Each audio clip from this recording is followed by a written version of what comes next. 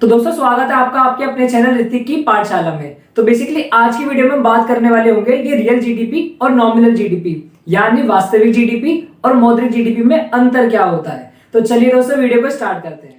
तो चलिए दोस्तों स्टार्ट करते हैं देखना कि आपका मौद्रिक जीडीपी और वास्तविक जीडीपी में अंतर क्या होता है। को ऊपर लिखा दिख रहा होगा कि यहाँ लिखा है चालू कीमतों पर जीडीपी। तो मैं आपको बता दूं कि ये मौद्रिक जीडीपी का दूसरा नाम है। आपको इसको एक साइड में अलग से लिख लेना है कि मौद्रिक जीडीपी का दूसरा नाम चालू कीमतों पर जीडीपी भी होता है, जबकि वास्तविक जीडीपी का दूसरा नाम है स्थिर कीमतों पर जीडीपी। आप इसको कुछ ऐसे याद कर सकते हैं कि चालू कीमत लिखा है और इससे पिछले पार्ट में हम रियल जीडीपी और नॉमिनल जीडीपी के बारे में बात करके आए थे। तो हमने वहाँ बात करी थी जो आपकी मौद्रिक जीडीपी है ना, उसकी जो कैलकुलेशन होती है वो चालू कीमतों पर की जाती है। तो आप उसको ऐसे याद कर सकते हैं। और वास्तविक जीडीपी की जो कैलकुलेशन थी वो आपकी स्थिर कीमतों पर की जाती थी। इसी कारण से इसका नाम स्थिर कीमतों पर जीडीपी भी है।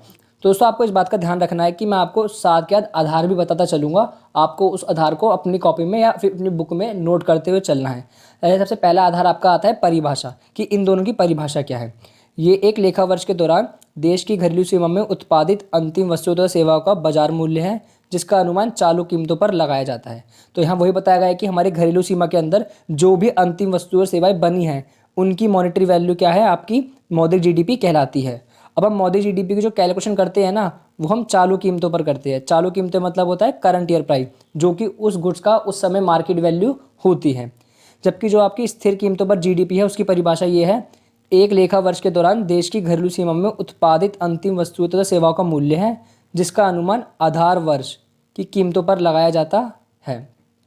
यहाँ भी वही बात बोली है कि हमारे देश की जो घरेलू सीमा है ना, जो भी अंतिम वस्तु तो सेवा बनी है उनका जो बाजार मूल्य है वही क्या कहलाता है, हमारा वास्तविक जीडीपी कहलाता है। बट यहाँ वास्तविक जीडीपी की कैलकुलेशन करते वक्त हम आधार वर्ष को क्वांटिटी यानी मात्रा से मल्टीप्लाई करते हैं। आपको इस बात का भी ध्यान होना चाहिए। अगला आधार आता है वृद्धि या कमी। अब हम बात करते हैं मौद्रिक जीडीपी के बारे में, जिसको हम चालू कीमतों पर जीडीपी भी कहते हैं।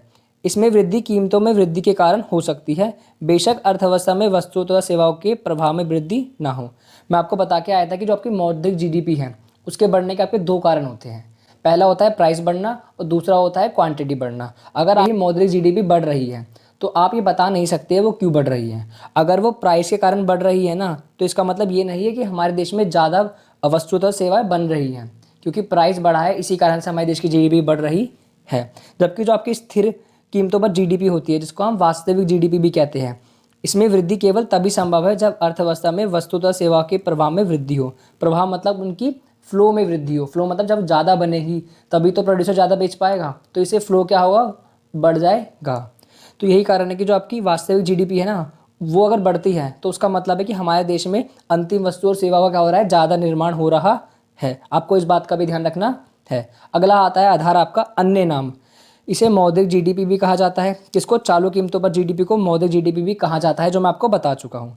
जबकि जो स्थिर कीमतों पर जीडीपी है ना, इसे वास्तविक जीडीपी भी कहा जाता है। मैंने आपको बताया था कि इसका दूसरा नाम है, तो आपको ये भी याद रखना है। अगला आता है कल्याण।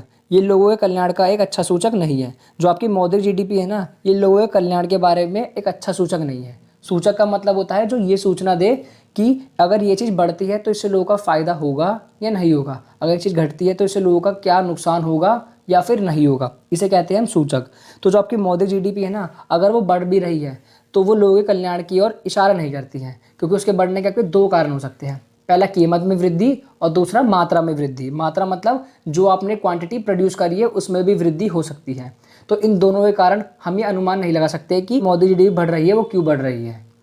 जबकि आपकी अगर स्थिर कीमतों पर जीडीपी यानी वास्तविक जीडीपी बढ़ती है ना, ये लोगों के कल्याण का एक अच्छा सूचक है। मैंने सेकंड पॉइंट में आपको बताया था कि आपकी जो वास्तविक जीडीपी है ना, उसके बढ़ने का केवल एक ही कारण है, वो क्या है कि वस्तुओं तथा सेवाओं के प्रभाव में वृद्धि होना। अगर होगा तभी आपकी वास्तविक जीडीपी बढ़ेगी, अदरवाइज आपकी वास्तविक जीडीपी नहीं बढ़ेगी। यही कारण है कि जो वास्तविक जीडीपी है ना, ये लोगों के कल्याण का एक अच्छा सूचक है। तो दोस्तों आई होप आपको अब समझ आ गया होगा बेसिकली ये रियल जीडीपी और नॉमिनल जीडीपी यानी वास्तविक जीडीपी और मौद्रिक जीडीपी में अंतर किस बात का होता है और इनके दूसरे नाम क्या होते हैं। दोस्तों अगर आपको फिर भी कोई डाउट रहता है तो आप मुझे कमेंट कर सकते हैं, मैं ट्राई करूंगा कि इसको जल्दी सॉल्व कर सकूं। दोस्तों अगर आपको वीडियो पसंद आई तो वीडियो को लाइक करें और चैनल पे पहली बार आए तो चैनल को सब्सक्राइब करना ना भूले। मिलते हैं आपसे अपनी अगली वीडियो में, जब तक के लिए सीखते रहिए और सिखाते रहिए।